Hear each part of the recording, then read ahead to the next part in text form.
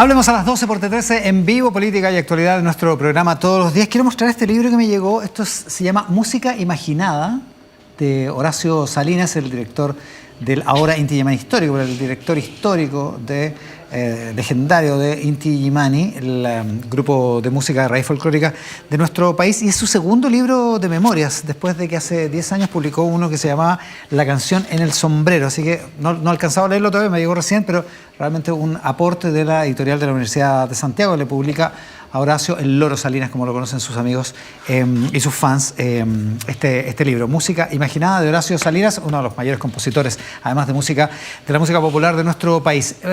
Vamos al asunto de la política, que es nuestro tema en Hablemos a las 12. Hoy nuestra invitada es Stephanie Alenda, directora de investigación de la Facultad de Educación y Ciencias Sociales de la Universidad Andrés Bello. Stephanie, muchísimas gracias por la gentileza de estar acá. Muchas gracias por la invitación, Iván. Hemos conversado varias veces sobre tu objeto de estudio, que en el fondo de alguna manera es las derechas. Tú debes ser una de las mayores especialistas en la derecha chilena, o las derechas chilenas, como quieras llamarlo, ¿no? Efectivamente, desde que llegué empecé a trabajar sobre las derechas, inicialmente sobre Chile Vamos, por supuesto, y ahora estamos con un proyecto Fondesit que incluye a republicanos. Por lo tanto, estamos llevando a cabo una encuesta a élites de los 4 partidos para compararlas, para ver las convergencias, las diferencias, lo que no deja de ser una pregunta interesante considerando lo que se viene. Vamos a profundizar más en eso. Están entrevistando a élites de Evópoli, la UDI, RN y Libertario. Hasta ahí llega. No, y republicanos. Perdón, porque Nacional Libertarios, sí. Lamentablemente, cuando se elaboró el estudio, el partido no se había creado, así que no lo pudimos incluir, pero podríamos incluirlo el próximo año. En un futuro. Sí. Claro. ¿Y Social Cristianos no entra en esa categoría de derecha? A ver, sí, totalmente, entra, pero tampoco existía al momento en que elaboramos el estudio, como la gran noticia era republicanos, ¿no? Que venía a desordenar el tablero en la derecha tradicional. Entonces ya iríamos en 6. Claro. Ya. Que por ahora, vamos a volver sobre ese tema. 3 más 1. No sé si viste en el programa anterior toda la polémica que hay por lo de Frey con José Antonio Kast, que ha logrado, abrocha de alguna manera cierto respaldo. Frey no llama a votar por Kast, pero bueno, pegan el palo. Abrocha al piñerismo. Absolutamente. Y ahora abrocha al concertacionismo descontento, por decirlo así. ¿De alguna manera Kast está abrochando a todas las derechas y a todas las versiones posibles del centro hacia la derecha? Sí, encuentro que es lo que se llama una normalización, una validación que se explica también porque se corrió un poco el cerco hacia una mayor también radicalidad o sensibilidad a ideas más radicales, también de parte de la derecha tradicional, lo vimos en la primera vuelta, y ante los problemas múltiples que tiene el país, por supuesto que hay una tendencia a compartir ciertos planteamientos de republicanos en materia de seguridad, etcétera, ¿no? Economía, en fin, los diferentes, las emergencias, tal cual las plantea. Entonces, efectivamente, es una validación que es muy importante, que encuentro que es un punto bastante favorable para la campaña de segunda vuelta, porque en el fondo partió la campaña de segunda vuelta amarrando la coalición, además dando señales de que se estaban armando mesas de trabajo conjuntas. Esto implica también que republicanos se está preparando para un eventual gobierno y más encima está recibiendo apoyo por fuera, digamos, ¿no? Y apoyos que no había recibido en el 2021 de manera tan rápida, como Sichel, por ejemplo, ¿no? ¿Se normaliza como no lo hizo en el 2021, entonces? A ver, se normaliza en la medida en que pasa a ser un actor del juego político que va más allá de todas las etiquetas que van circulando. Y tampoco es un paria.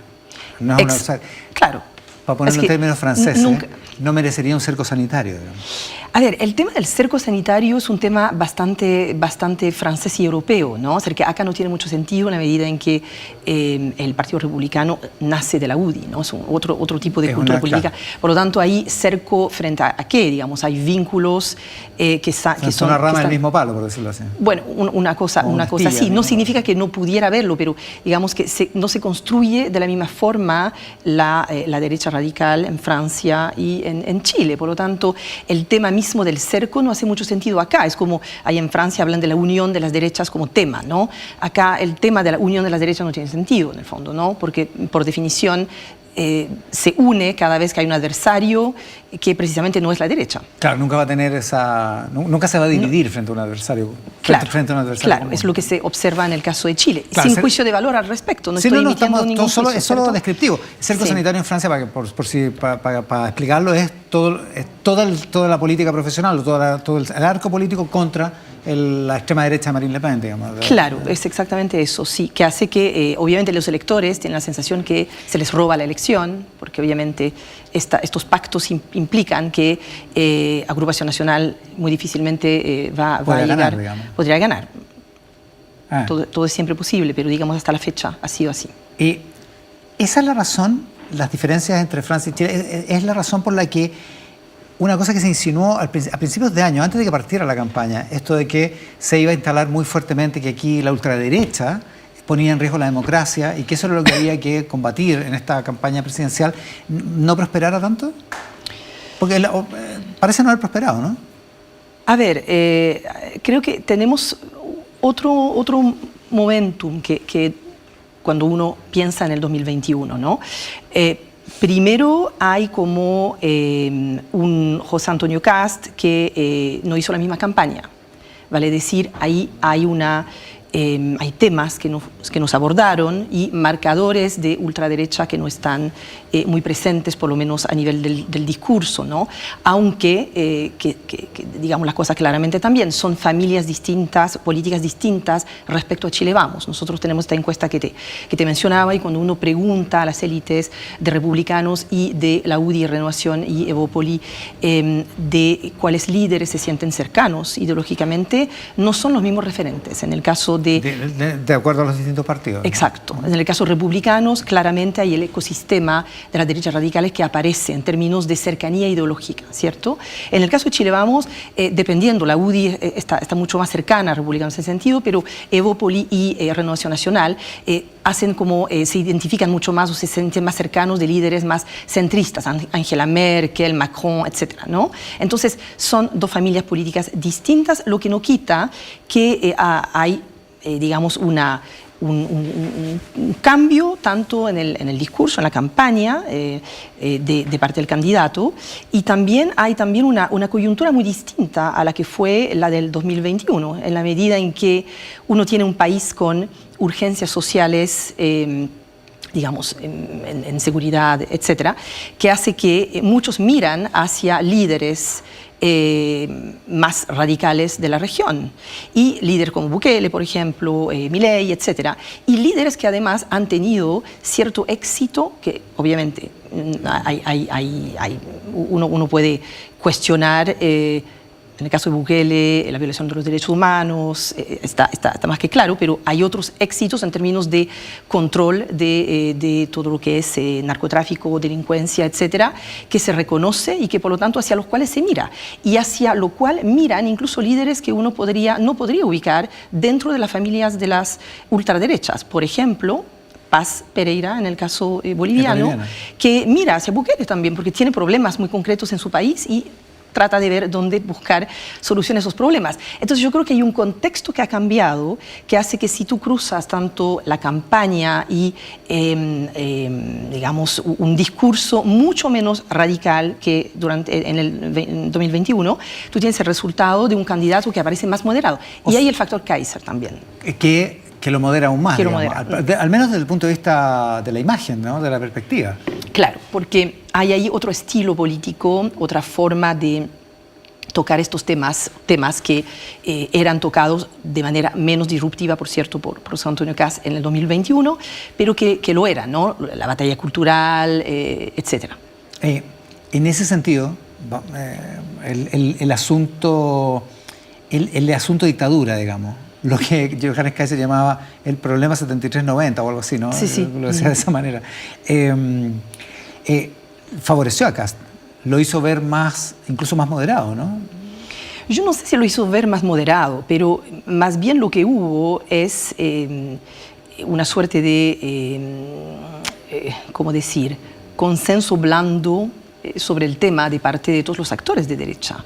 Pero como no se pronunciaron mayormente sobre el tema, el que apareció diciendo las cosas es Johannes Kaiser. Pero tiene que ver con este contexto en que se corre el cerco hacia ideas más radicales que la ciudadanía también está mucho más dispuesta a aceptar y está deseosa de mano dura, etc. Hay que ver también los votantes de Parisi. Que Parisi dio una entrevista al Mercurio el domingo.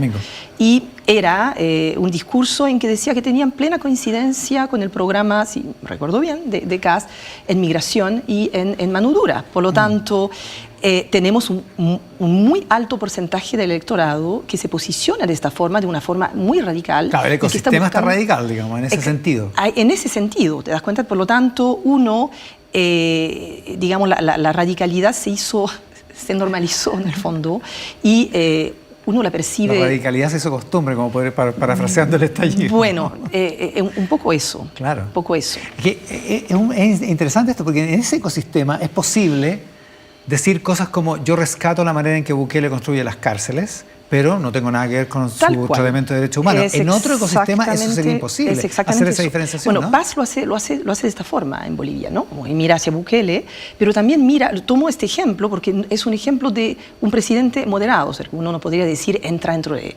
las ultraderechas. Claro, no es Víctor Orbán, digamos, ¿no? No, digo el presidente boliviano, ¿cierto? Sí, sí. No, para nada, lejos, es como más bien centro-derecha, incluso en algún minuto hay parte del programa que era un poco centro-izquierdista, ¿no? Entonces, ese ejemplo es buen ejemplo porque mira hacia Bukele cuando sí puede servir, pero también hacia Milei, tienen buena relación y tuvo también, porque circulan los asesores en este mundo también, hay como claro. Asesores que también para resolver problemas económicos que tienen muchos de estos países. Los Bolivia, Steve Bannon de este mundo, digamos. Exacto, ¿no? Hay digamos, personajes ahí que juegan un rol bastante importante y que circulan en ese mundo. Hablemos del estudio que se pregunta respecto de distintas posiciones en torno de los partidos de la derecha, desde republicanos hasta Evópoli. Porque una de las cuestiones fundamentales en un eventual gobierno de José Antonio Kast es cuán unidas pueden estar las derechas y cuánta capacidad de agrupamiento puede tener un ejecutivo liderado por Kast, digamos. Claro. A ver, en el estudio lo que uno... Bueno, primero la encuesta no está totalmente cerrada, la vamos a cerrar a fines de enero. Aprovecho para pasar un mensaje de que si más dirigentes quieren responder, estaría muy bueno para aumentar el N final. ¿Esto es con dirigentes políticos de partidos de cuadros derecha? Y cuadros dirigenciales, ¿no? Vale decir, toda la estructura directiva de los partidos desde el nivel comunal hasta el nivel nacional. Y trabajamos en base a los listados que nos entregaron los partidos. ¿Ya? Hicimos un sorteo aleatorio cuando no fue censo. En el caso de Evópoli fue censo porque son pocos. Y aplicamos un cuestionario que es obviamente el mismo cuestionario para todos los partidos.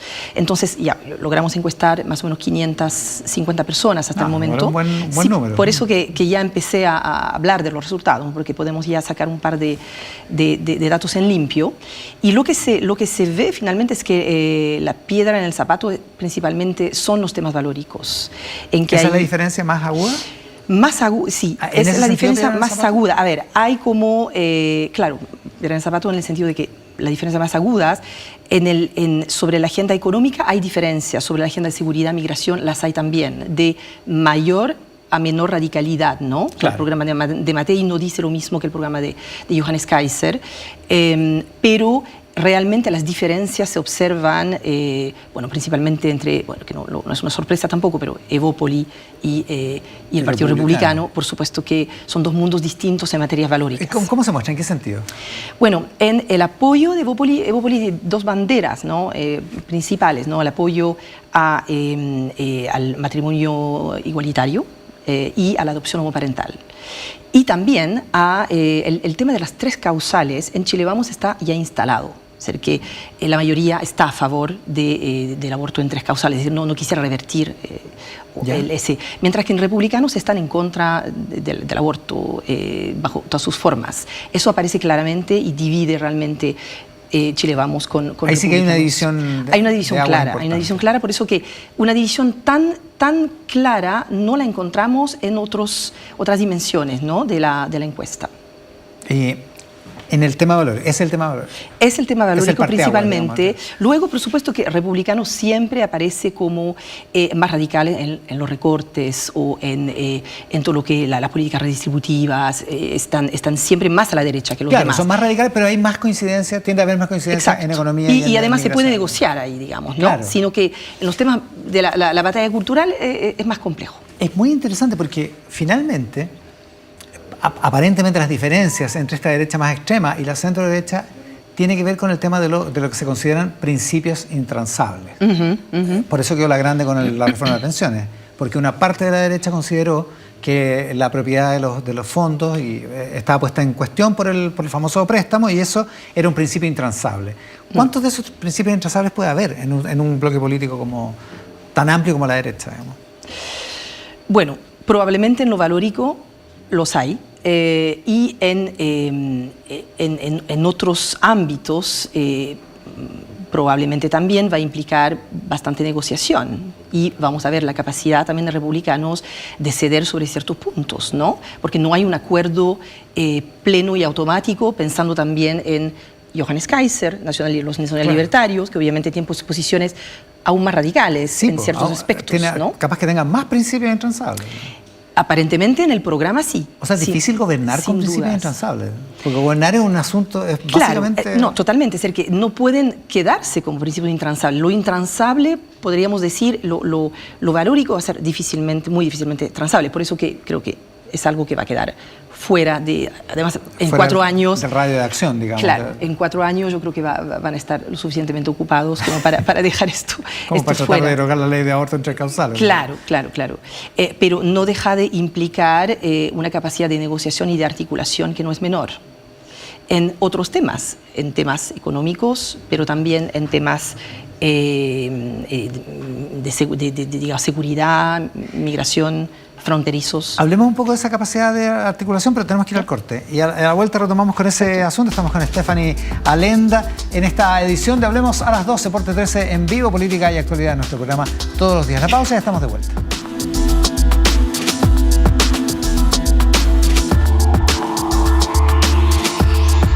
Ya volvemos con Hablemos a las 12 con Iván Valenzuela. T13 en vivo. Noticias siempre. Este 2025 las elecciones se viven minuto a minuto en el 13. Con un amplio despliegue en terreno, el análisis, la explicación clara y la proyección de los resultados. Queremos acompañarte en tu día, donde tú decides el Chile que quieres. Creemos en el poder de estar informados, pero también en el poder de estar juntos. El poder saber lo que está pasando en todas las regiones. Y el poder de la conversación, de plantear los distintos puntos de vista con claridad y responsabilidad. Porque finalmente tú tienes el poder de elegir. Tú decides. 2025. Elecciones presidenciales, segunda vuelta. Domingo 14 de diciembre, desde las 6 de la mañana y durante todo el día, por todas nuestras plataformas. Tele 13, el poder de votar informados.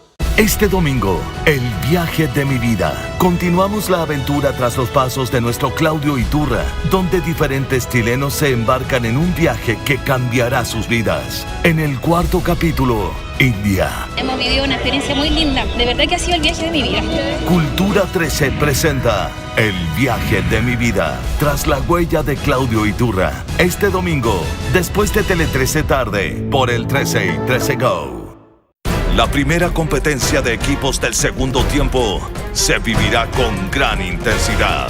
Descúbrelo hoy en Mundos Opuestos. Segundo tiempo, domingo a jueves, después de Tele 13 Central, por el 13 y 13 Go.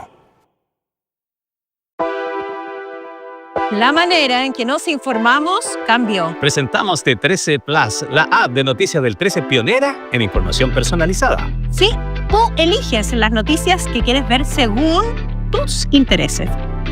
Donde cuando quieras, desde tu celular, tablet o Android TV. Busca la información que necesites en nuestra nueva plataforma a través de un agente virtual. Y entérate de manera rápida y confiable y con el respaldo de Tele 13.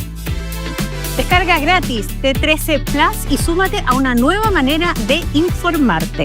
T13 Plus, información A tu medida. a tu medida.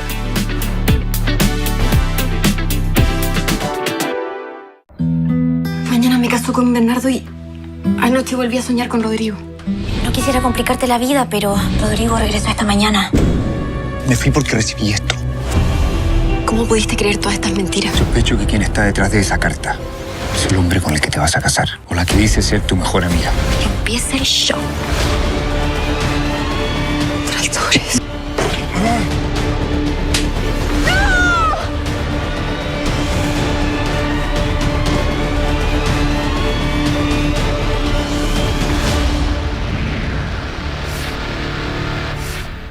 Sigue con Hablemos a las 12 con Iván Valenzuela. De 13 en vivo. Noticias siempre.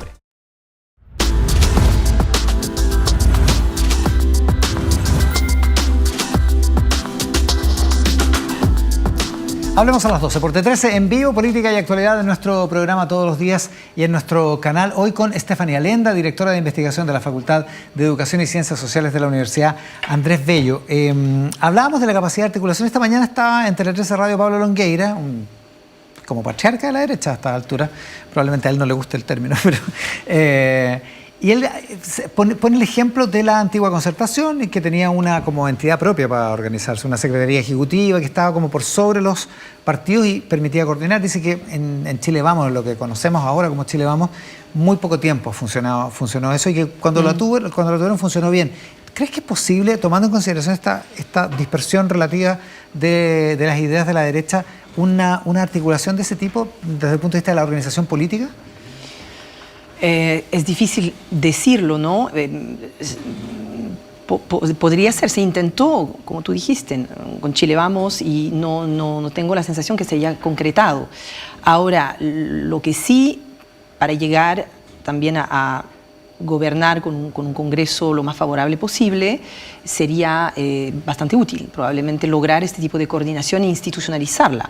Ahora, que sea posible, ya no lo fue tanto en Chile Vamos, que no tenía tantas diferencias internas en el fondo, sumando republicanos y nacional-libertarios, hay un desafío ahí. Es como cuesta arriba, digamos. Es cuesta arriba, sí. Ahora, es la manera, ¿no? O sea, digo, si José Antonio Kast gana las elecciones, va a tener que lidiar con ese problema. O sea, de ese problema tiene que hacerse cargo. Va a tener el problema que de administración del poder, digamos, ¿no? Claro, o dependiendo también de quienes ocupen los cargos claves, como ahí tenemos dos ministerios claves, Hacienda y Seguridad, digamos, ¿no? O Interior. Claro. Y por lo tanto, dependiendo de quienes terminen formando parte del gobierno, eso todavía no se sabe. Por ahora lo que estamos viendo es un apoyo incondicional a la candidatura de José Antonio Kast, precisamente porque en contra de la candidata, hacer que el anticomunismo ahí jugó un papel bastante determinante. Claro, y el hecho te aglutina, digamos. Claro, aglutina totalmente. Es decir, que yo creo que eso explica también el apoyo inmediato que José Antonio Kast obtuvo de parte de dirigentes del ala mucho más liberal, vamos a decir, de Chile Vamos, ¿no? Como Sichel, Monkeberg, incluso de la derecha social, o lo que se llamó en algún minuto derecha social de Mario Desbordes. Claro, esto es lo que hablábamos al principio, sí. que efectivamente logró abrochar esos apoyos que... Sí.